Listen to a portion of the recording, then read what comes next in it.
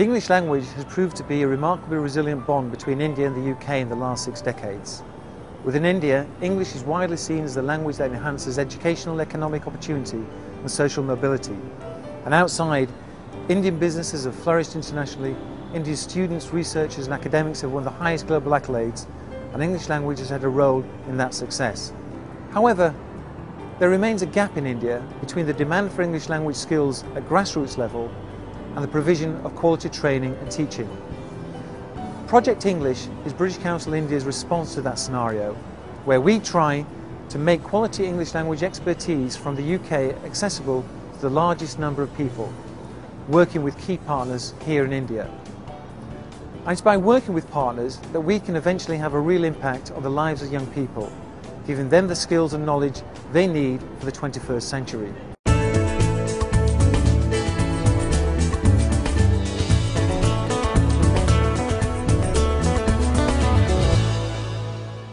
The Teacher Educators Conference, titled Starting, Stimulating and Sustaining English Language Teacher Education and Development in Hyderabad in January 2011, was an excellent example of the British Council working with partners and co-creating content that is relevant and meaningful in the local context. We had over 600 participants, including senior academics, decision makers from both the UK, India and 16 other countries at that conference. It gives me great pleasure to welcome you here this morning. This is the first international conference for English language teacher educators, co-hosted by the British Council and the English and Foreign Languages University. The conference was oversubscribed on day 1 with over 550 delegates registering by the morning. All the plenary sessions were packed while several parallel sessions drew large audiences. Sessions on CISELT pilot in Bangalore and Tamil Nadu film project were big hits. An innovative informal coffee shop session with focus group meetings on issues arising in the plenary or parallel sessions impressed all. This is the first ever conference of teacher educators in India. And teacher education is fast emerging as a major concern in India. So for us, this was an excellent opportunity to be a partner in this important event. So we were really keen to make a beginning in this area. That's why we decided to partner this event. In summary, I'd like to say that I think that teacher training needs to be appropriately targeted to get to the right people. A good teacher needs to be very knowledgeable in the subject that they're teaching, but that's only one aspect, I think, of what really makes a good teacher. I think that in addition to subject knowledge, there's also considerable area for exploration around issues such as the rapport that the teacher has with the students. We need to get our language right down here.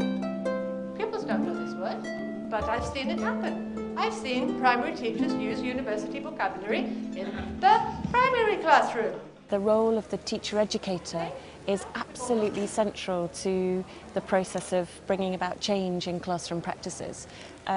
We talk a lot about the role of the teacher as the central agent and how it's the teacher who ensures that learners are able to achieve results in the classroom.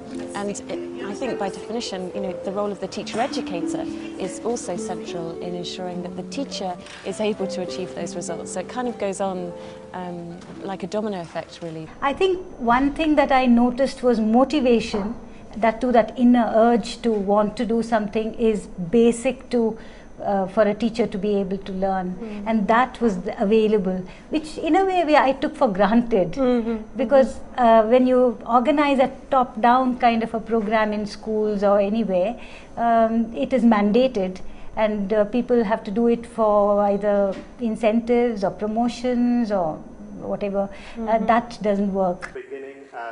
The Teacher Educators Conference in Hyderabad in 2011 continued the conversation we started in 2007 with a series of policy dialogues, first in Chennai, then Kolkata, and the last one in New Delhi in 2009. We became independent in 1971, as you know very well, and since then the language policy has been very much a focus on Bangla, which is our Bengali, which is our national language.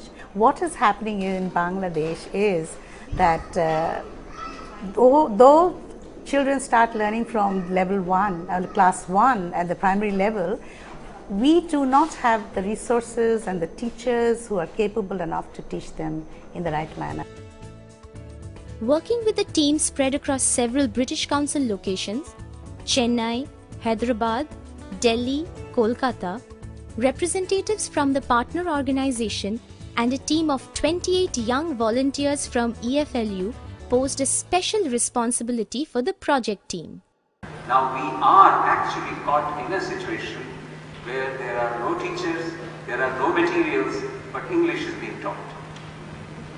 I mean, only God knows how it is being taught, but it is being taught. At least for the next 50 years, it seems inevitable that English should and would become an integral part of the verbal repertoire of Indian children.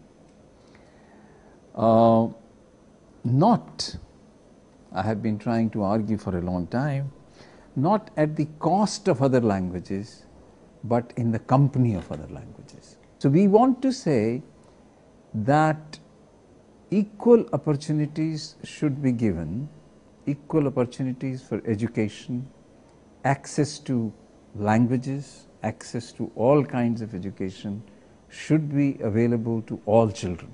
So that is the basic premise. The